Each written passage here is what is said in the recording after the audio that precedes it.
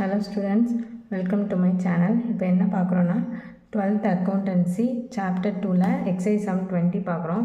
From the following receipts and payment account and from the information given below of Ramanathapuram Sports Club, prepare income and expenditure account for the year ended 31st December 2018 and the balance sheet as on the date. அப்போது income and expenditure account கண்டுபிடிக்க சொல்லியிருக்காங்க, balance sheet கண்டுபிடிக்க சொல்லியிருக்காங்க. யாரோடது?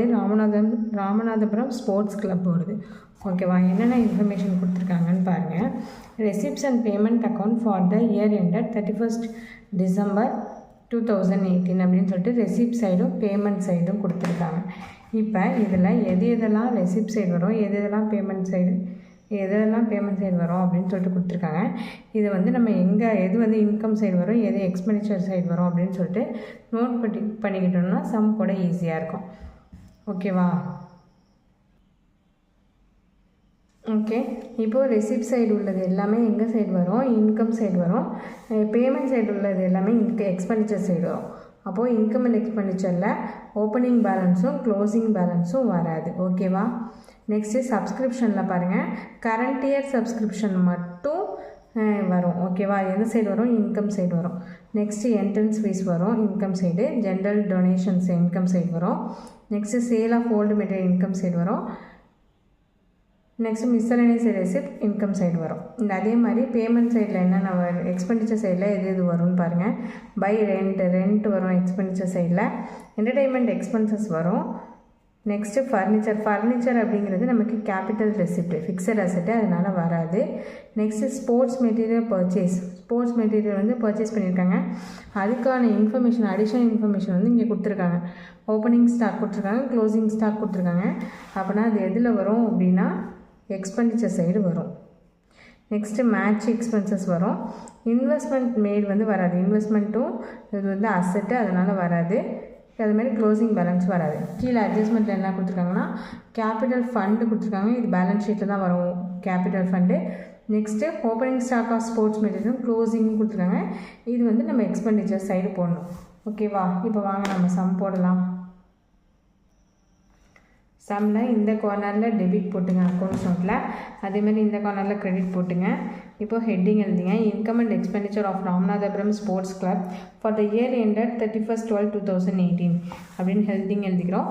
Debit side வந்து expenditure ருபீஸ்னும், credit side வந்து income rupees அப்படின்னு சொல்லிட்டு நோட் பண்ணிக்கிறோம். இப்போ இன்கம் சைடு எதெல்லாம் வரும் அப்படின்னு சொல்லிட்டு ஃபஸ்ட்டு எழுதிக்கலாம். வாங்க புக்கில் பாருங்கள். ரெசிப்ட் சைடு என்னெல்லாம் கொடுத்துருக்காங்க.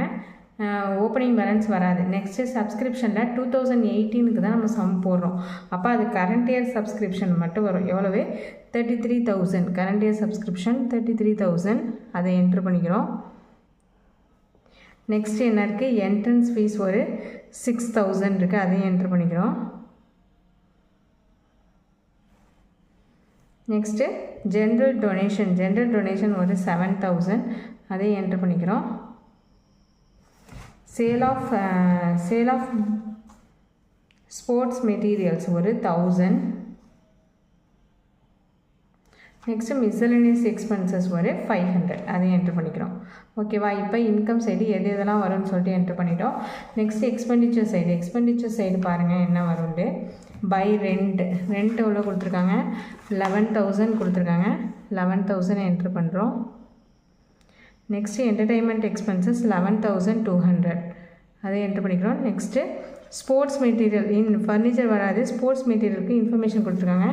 என்ன கொடுத்துருக்காங்கன்னா opening stock of material 3,000, closing stock 5,000 கொடுத்துருக்காங்க. அப்போ ஓப்பனிங் ஸ்டாக் எவ்வளவு டு ஸ்போர்ட்ஸ் மெட்டீரியல் கன்சூம் கொடுத்துட்டு ஓப்பனிங் ஸ்டாக் வந்து 3,000. ஸ்போர்ட்ஸ் மெட்டீரியல் எவ்வளோ பர்ச்சேஸ் பண்ணியிருக்காங்க அப்படின்னா 13,000க்கு பர்ச்சேஸ் பண்ணுங்க. அப்போ 3,000 + 13,000 16,000 வரும். இதில் closing stock of sports material ஒரு 5,000, அதை லெஸ் பண்ணிவிட்டு 11,000 வெளியில் போகிறோம். நெக்ஸ்ட்டு என்ன இருக்குதுன்னு பாருங்கள். சம்மில் மேட்ச் எக்ஸ்பென்சஸ் ஒரு 12,000 இருக்குது. இப்போது எந்த சைடு அதிகமாக வருதுன்னு பாருங்கள். கிரெடிட் சைடு தான் அதிகமாக வரும். எவ்வளோ வருதுன்னா 47,500 வரும். அந்த 47,500 இங்கே என்ட்ரு பண்ணிக்கிறோம். என்ட்ரு பண்ணிவிட்டு இந்த 11,000 + 11,200 + 11,000 + 12,000 இது எல்லாத்தையும் ஆட் பண்ணிட்டு 47,500 இதுலேருந்து இதை வந்து மைனஸ் பண்ணிங்கன்னா என்ன கிடைக்கும், நமக்கு வந்து சர்ப்ளஸ் கிடைக்கும் 2,300. இதுதான் வந்து எப்படி எழுதணும், டு சர்ப்ளஸ்.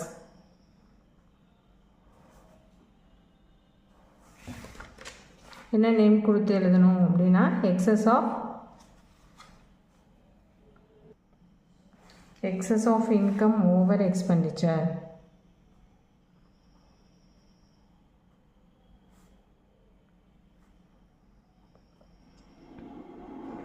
ஓகேவா, சம் புரியுதா?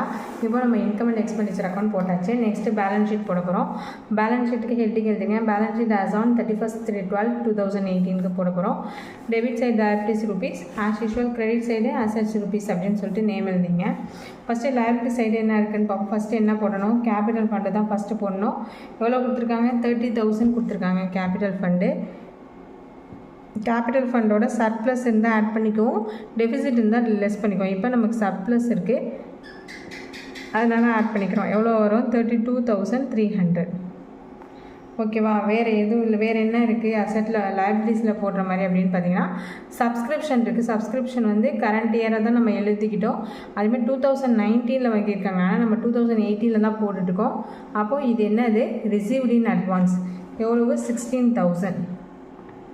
அப்போ சப்ஸ்கிரிப்ஷன் ரிசீவ்ட் இன் அட்வான்ஸ் அப்படின்னு சொல்லிட்டு லைபிலிட்டி சைடு போடணும். வேறு எந்த இன்ஃபர்மேஷனும் இல்லை லைபிலிட்டிஸில் போடுற மாதிரி. நெக்ஸ்ட்டு அசெட் சைடு வந்துடுங்க. அசெட் சைடில் பாருங்கள், ஃபர்னிச்சர் கொடுத்துருக்காங்களா, எவ்வளோ கொடுத்துருக்காங்க, 10,000. இப்போ ஃபர்னிச்சரை என்ட்ரு பண்ணிக்கணும், 10,000. நெக்ஸ்ட்டு வேறு என்ன இருக்குது, இன்வெஸ்ட்மெண்ட் இருக்குது. இன்வெஸ்ட்மெண்ட் எவ்வளோவே, 28,000 இருக்குது, அதையும் ஆட் பண்ணிக்கிறோம். வேறு எந்த இன்ஃபர்மேஷன் இருக்கான்னு பாருங்கள். கேஷ் இன் ஹேண்ட் கொடுத்துருக்காங்க 1,300. கேஷ் இன் ஹேண்ட் ஒரு 1,300. நெக்ஸ்ட்டு கேஷ் அட் பேங்க் கொடுத்துருக்காங்க. கேஷ் அட் பேங்க் எவ்வளோ கொடுத்துருக்காங்கன்னு பாருங்கள், 4,000 கொடுத்துருக்காங்க, அதையும் என்ட்ரு பண்ணிக்கிறோம். அட்ஜஸ்ட்மெண்ட்டில் பார்த்தீங்கன்னா ஓப்பனிங் ஸ்டாக் கொடுத்துருக்காங்க. ஓப்பனிங் ஸ்டாக் எப்போதுமே எடுத்துக்க மாட்டோம். க்ளோசிங் ஸ்டாக் வந்து அசெட் சைடு போடுவோம். எவ்வளோ கொடுத்துருக்காங்க, closing stock of sports material ஒரு 5,000. அப்போது closing stock of sports material 5,000. வேறு இந்த இன்ஃபர்மேஷனை எல்லாம் போட்டுட்டோம். இப்போ நம்ம டோட்டல் பண்ணி பார்க்க வேண்டியதான். லைபிலிட்டி சைடு எவ்வளோ வருதுன்னு பாருங்கள், 48,300 வருது. அப்போது இந்த சைடும் அசெட் சைடும் அதே மாதிரி வருதான்னு டோட்டல் பண்ணி பார்க்கணும். 5 + 1 6 10 18 48,300. அப்போ நம்ம போட்ட sum correct, balance sheet tally ஆகிடுச்சு. ஓகேவா, சம் புரியுதா? புரியலைன்னா கமெண்ட் செக்ஷனில் கமெண்ட் பண்ணுங்கள். தேங்க்ஸ் ஃபார் வாட்சிங்.